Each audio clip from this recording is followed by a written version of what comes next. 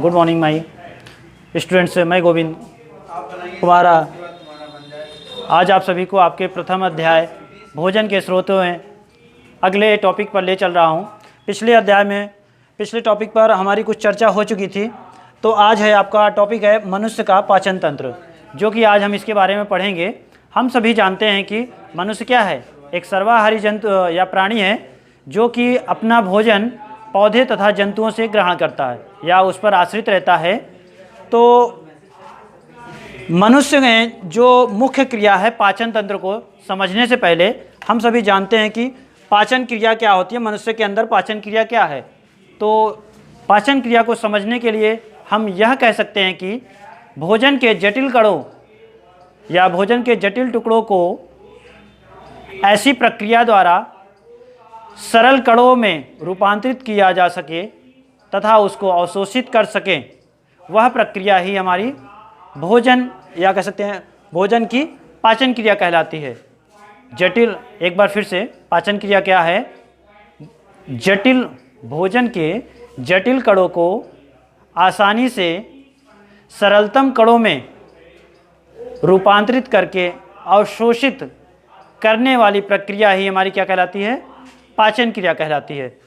तो हम सभी जानते हैं कि भोजन का जो पाचन है किसी एक अंग द्वारा नहीं होता है।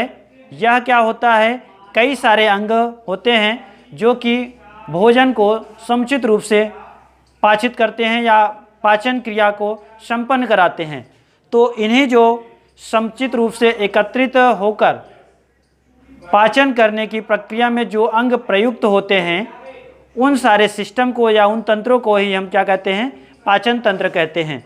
तो पाचन तंत्र का जो भोजन का पाचन तंत्र है मुख्य रूप से हमारा मुख से ही स्टार्ट हो जाता है, या कह सकते हैं कि पाचन तंत्र का पहला मुख्य अंग क्या है? मुख है। जो कि क्योंकि हम सभी क्या करते हैं, भोजन के बड़े बड़े टुकड़े को मुख में ही छोटे छोटे टुकड़ों में विभाजित करते हैं या बांटते हैं और उसको पाचन की अगली प्रक्रिया में अग्रसित करते हैं। तो देखते हैं कि मुख में कौन कौन से ऐसे अंग होते हैं जहाँ पर भोजन का पाचन होता है।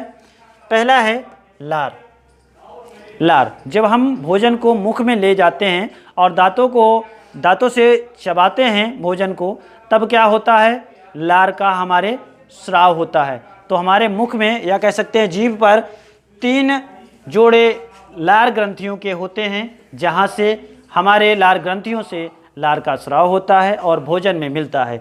और इसे लार को ही हम लोग पाचक रस भी कहते हैं, जो कि एक जल के समान होता है या तरल द्रव के समान होता है। लार हमारे भोजन में मिलकर, लार में जो एंजाइम पाया जाता है कौन सा है जी? एमाइलेज। तो यह कह सकते हैं कि लार भोजन के साथ मिलकर माल्टोज में परिवर्तित कर देता है। इसके बाद है हमारा जीभ। हम सभी जानते हैं कि जीभ का क्या कार्य है। जीभ हमारे भोजन को पलटने का कार्य करता है या मिलाने का कार्य करता है भोजन को, किससे? लार से। और जीभ हमारे भोजन को दांतों के नीचे लाने का भी काम करता है, मतलब कुचलने का काम करता है, और भोजन को आगे निगलने के लिए ग्रास नली से नीचे प्रवाहित करने का भी कार्य करता है।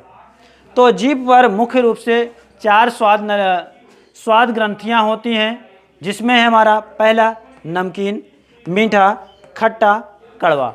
तो जीभ के माध्यम से ही हम भोजन के विभिन्न स्वादों का अनुभव करते हैं या आभास होता है हमें।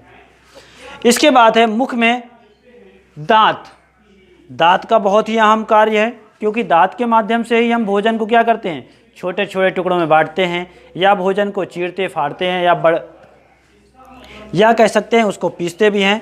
तो दांतों की श्रेणी में हमारे पास क्रमशः दांत कौन कौन से हैं?